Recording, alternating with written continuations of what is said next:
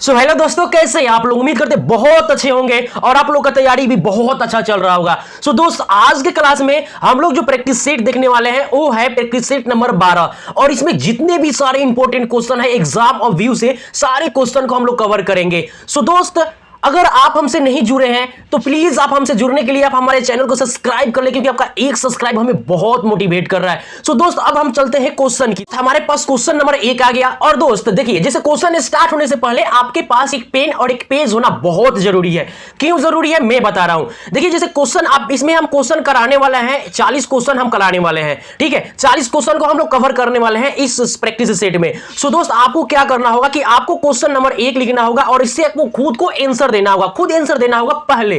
जैसे आपका जैसे ये क्वेश्चन आपने हम रीड किया, जैसे क्या भारत में परमाणु ऊर्जा कार्यक्रमों का जन्मदाता या जनक किसे कहा जाता है। आपने बता दिया कि डॉक्टर होमी जहांगीर भाभा को हमारे देश में परमाणु ऊर्जा कार्यक्रम के जनक माना जाता है। सो आप यहां पे लिखेंगे कि वी। उसके बाद मैं इसको पढ़ूंगा, 4 ऑप्शन बताऊंगा, उसके बाद मैं आंसर दूंगा। तो क्या होगा कि आपका मनोबल और बढ़ेगा कि अरे वाह, मैंने इस प्रश्नों का उत्तर दिया। और जो इस प्रश्नों का उत्तर नहीं दे पाएंगे सो इस वीडियो में आपको तो उसका आंसर मिल ही जाएगा, इसलिए जरूरी है। सो दोस्त, अब चलते हैं हम क्वेश्चन की तरफ। देखिए, क्वेश्चन नंबर 1 है कि भारत में परमाणु ऊर्जा कार्यक्रमों का जन्मदाता किसे कहा जाता है या जनक किसे कहा जाता है। सो देखिए, हमारे देश में ना परमाणु ऊर्जा कार्यक्रम के जनक माना जाता है डॉक्टर होमी जहांगीर भाभा को।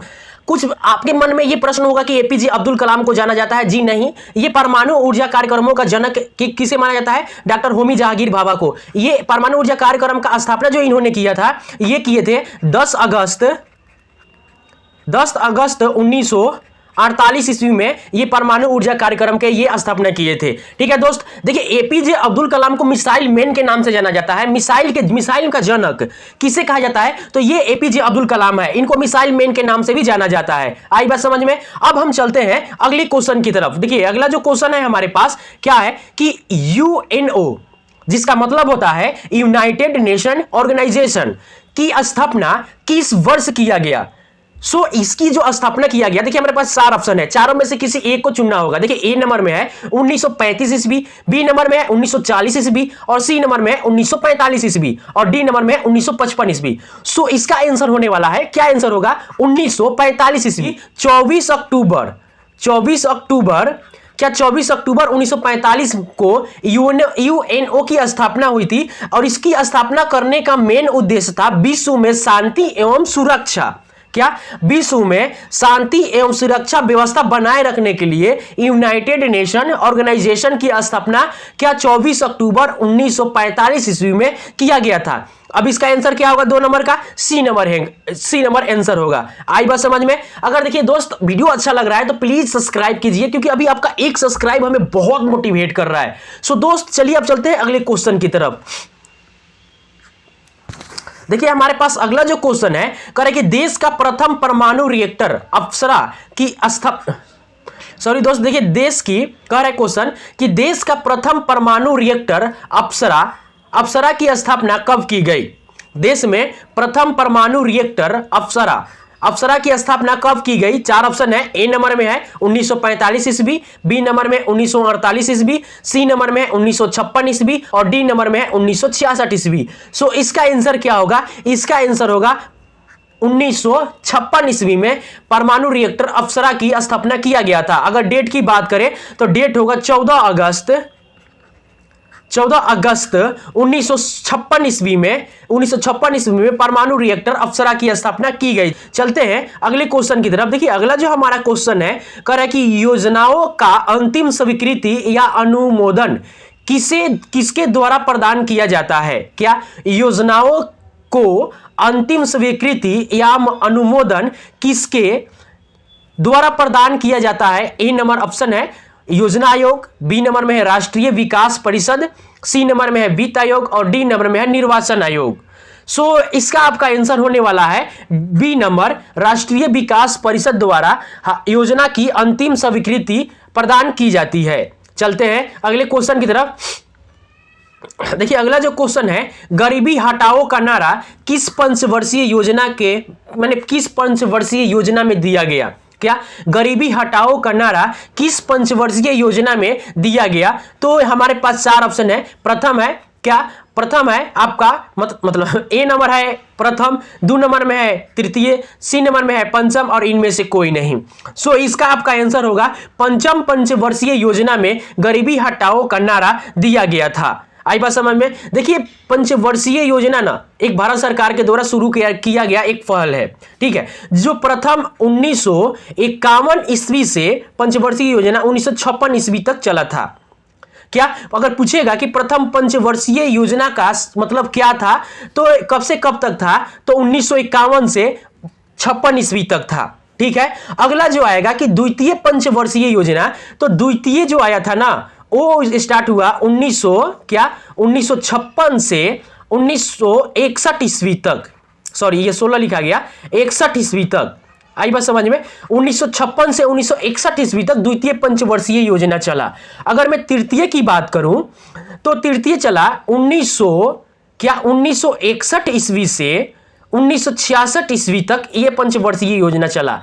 देखिए ये ज्यादातर पूछता है एग्जाम में तृतीय पंचवर्षीय योजना को लेकर के कि सबसे असफल योजना कौन सा रहा, तो तृतीय योजना रहा। क्यों रहा? क्योंकि देखिए 1962 ईस्वी में क्या चीन से युद्ध हो गया, 1962 ईस्वी में भारत और चीन से युद्ध हो गया, और फिर 1965 ईस्वी में किससे हो गया, पाकिस्तान से हो गया, पाकिस्तान से हो गया। तो इस वजह से ये योजना सफल नहीं रहा। आई बात समझ में। अगर आपकी चौथी का बात करें कि चौथी पंचवर्षीय योजना, तो चौथा जो चला था, क्या चौथा पंचवर्षीय योजना चला था 1969 से लेकर के 74 ईस्वी तक चला था। क्या चौथा पंचवर्षीय योजना। और पांचवा को मैं बात करें तो पांचवा पंचवर्षीय योजना 1974 से लेकर के 1979 ईस्वी तक चला था। आई बात समझ में। इसमें आपको बहुत सारे प्रश्नों का उत्तर मिल गया। सो दोस्त वीडियो अच्छा लग रहा है तो प्लीज एक लाइक और सब्सक्राइब कर दीजिए, क्योंकि आपका एक सब्सक्राइब हमें बहुत मोटिवेट कर रहा है। अब चलते हैं अगले क्वेश्चन की तरफ। देखिए अगला जो क्वेश्चन है कह रहा है कि 12वीं पंचवर्षीय योजना का काल है। 12वीं पंचवर्षीय योजना का काल है, तो 12वीं पंचवर्षीय योजना का जो काल है ना, देखिए वो 2012 से लेकर के 2017 तक था, ठीक है। अब चलते हैं अगले क्वेश्चन की तरफ। देखिए अगला जो क्वेश्चन है कह रहा है कि रमन अनुसंधान केंद्र कहां पर स्थापित है। क्या रमन अनुसंधान केंद्र कहां पर स्थापित है? ए नंबर में है मुंबई, बी नंबर में है कोलकाता, सी नंबर में है चेन्नई और डी नंबर में है बेंगलोर। सो इसका आंसर होगा बेंगलोर, अर्थात 7 का आंसर डी होगा। रमन अनुसंधान केंद्र जो है ना वो बेंगलोर में स्थित है। चलते हैं अगले क्वेश्चन की तरफ। देखिए अगला जो क्वेश्चन है, भारत में परमाणु ऊर्जा आयोग की स्थापना किस वर्ष की गई? भारत में परमाणु ऊर्जा आयोग की स्थापना किस वर्ष की गई? 4 ऑप्शन है। ए नंबर में है 1940 ईस्वी, बी नंबर में है 1945 ईस्वी और सी नंबर में 1948 ईस्वी और डी नंबर में 1965 ईस्वी। सो इसका आंसर होगा सी नंबर, 1948 ईस्वी में भारत में परमाणु ऊर्जा आयोग की स्थापना की गई थी। चलते हैं अगले क्वेश्चन की तरफ। देखिए अगला जो क्वेश्चन है कह रहा है कि भारी जल D2O की खोज किसने किया था? भारी जल D2O की खोज किसने किया था? ए नंबर में है H.C. यूरे, बी नंबर में है C.H. राव, सी नंबर में है H.C. रमन और डी नंबर में है V.N. राव। सो इसका आंसर होगा H.C. यूरे ने भारी जल D2O की खोज की थी। इसका मतलब होता है ड्यूटेरियम ऑक्साइड। चलते हैं अगले क्वेश्चन की तरफ। देखिए अगला जो क्वेश्चन है, प्रत्येक वर्ष संयुक्त राष्ट्र दिवस किस तिथि को मनाया जाता है? तो प्रत्येक वर्ष संयुक्त राष्ट्र दिवस किस तिथि को मनाया जाता है? तो बताइए इसका आंसर क्या होगा? ए नंबर में है 12 अक्टूबर, बी नंबर में है 12 दिसंबर, सी नंबर में है 24 अक्टूबर और डी नंबर में है 10 जनवरी। सो इस क्वेश्चन की चर्चा क्वेश्चन नंबर 2 में मैंने किया है और मैंने डेट के साथ भी इस प्रश्न का आंसर दिया है। वहां पे लिखा था यूएनओ वहां पे लिखा हुआ था। तो मैंने यूएनओ का मतलब यूनाइटेड नेशन ऑर्गेनाइजेशन बताया था, हिंदी में यहां पे लिखा है संयुक्त राष्ट्र दिवस। तो आपको बात समझ में आ गई होगी। इसका आंसर आपको कमेंट बॉक्स में देना होगा। कैसे क्वेश्चन का? क्वेश्चन नंबर 10 ऑप्शन यहां पे आंसर दे देना होगा इत्यादि, जो भी XYZ, जो भी इसका आंसर आपको लगे। सो इसका आंसर क्या होगा आपको कमेंट बॉक्स में देना ही होगा। क्या होगा, संयुक्त राष्ट्र दिवस कब मनाया जाता है। अब चलते हैं अगले क्वेश्चन की तरफ। देखिए हमारे पास अगला क्वेश्चन है, यूएनओ के प्रथम महासचिव कौन थे। ए नंबर में है यूथांट, बी नंबर में है त्रिगवेली या धाना, सी नंबर में है वान की मुन, डी नंबर में है डॉक्टर सुकर्नी। सो इसका आंसर होगा आपका त्रिगवेली। ये धाना के मतलब धाना के थे, त्रिगवेली जो यूएनओ के प्रथम महासचिव थे। चलते हैं अगले क्वेश्चन की तरफ। देखिए अगला जो क्वेश्चन है, भाभा परमाणु अनुसंधान केंद्र कहां पर स्थित है। क्या भाभा परमाणु अनुसंधान केंद्र कहां पर स्थित है। ए नंबर में है ट्रॉम्बे मुंबई, बी नंबर में है कल्पकम, सी नंबर में है राजकोट और डी नंबर में है देहरादून। सो इसका आंसर होगा ट्रॉम्बे या मुंबई में। मुंबई में भाभा परमाणु अनुसंधान केंद्र स्थित है। चलते हैं अब अगले क्वेश्चन की तरफ। देखिए अगला जो क्वेश्चन है, यूएनओ जिसका मतलब होता है यूनाइटेड नेशन ऑर्गेनाइजेशन की कार्यकारी भाषा कौन सी है। यहां पे 4 ऑप्शन है। ए नंबर में अंग्रेजी, बी नंबर में फ्रेंच, सी नंबर में स्पेनिश और डी नंबर में ए और वी दोनों। सो इसका आंसर होगा क्या होगा, ए और वी दोनों। यूएनओ की कार्यकारी भाषा अंग्रेजी और फ्रेंच दोनों है।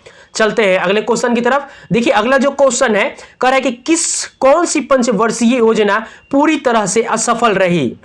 देखिए इस क्वेश्चन की चर्चा मैंने क्वेश्चन नंबर 1 में ही कर दिया था, 1 या मैंने 5 में किया था। जो भी क्वेश्चन आया था मैंने उस क्वेश्चन में चर्चा किया था कि हमारे देश में जो पंचवर्षीय योजना थी वो कौन सी पंचवर्षीय योजना सबसे ज्यादा असफल रही। और उसी क्वेश्चन में मैंने बताया था कि असफल रहने का कारण क्या था कि पाकिस्तान से और भारत से युद्ध। क्या, पाकिस्तान से और भारत से युद्ध। देखिए 1962 ईस्वी में मैंने बताया था कि चीन से युद्ध हो गया था, भारत और चीन से युद्ध हो गया था। और 1965 ईस्वी में पाकिस्तान से पाक से युद्ध हो गया था, जिसके कारण ये योजना काफी असफल योजना मानी जाती है। सो दोस्त आई बात समझ में।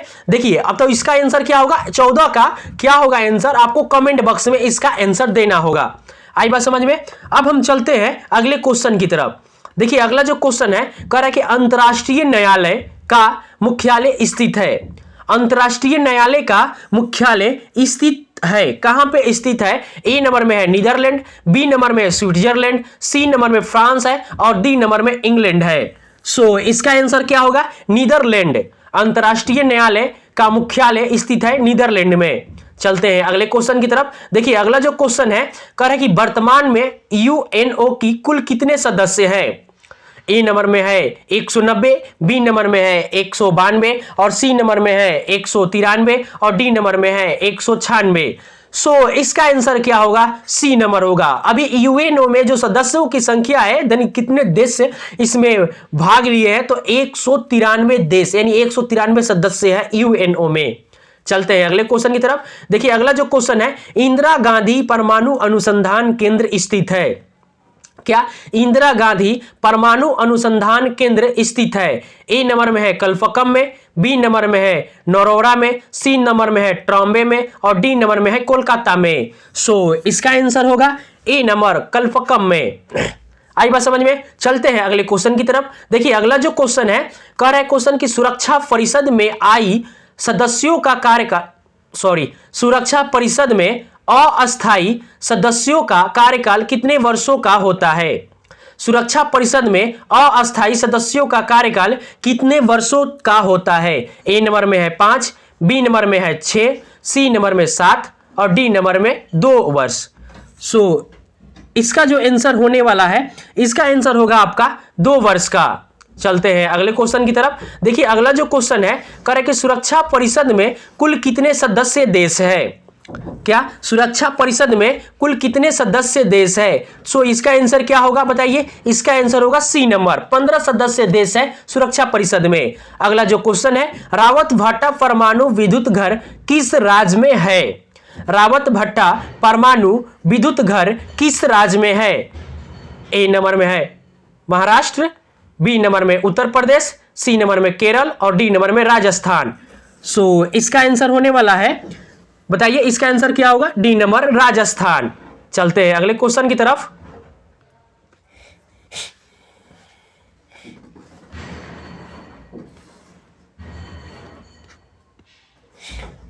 देखिए अगला जो क्वेश्चन है, क्या है क्वेश्चन, देखिए क्वेश्चन बोल रहा है क्या कि भारत का प्रथम परमाणु विस्फोट 18 मई 1974 ईस्वी को किस स्थान पर किया गया। देखिए उसको बोलते हैं कि परमाणु परीक्षण, ठीक है।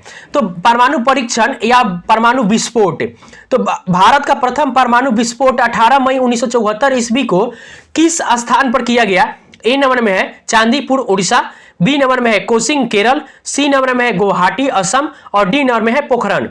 सो इसका आंसर होगा आपका क्या, पोखरण में, यानी पोखरण राजस्थान में परमाणु परीक्षण क्या 18 मई 1974 ईस्वी को पोखरण राजस्थान में किया गया था।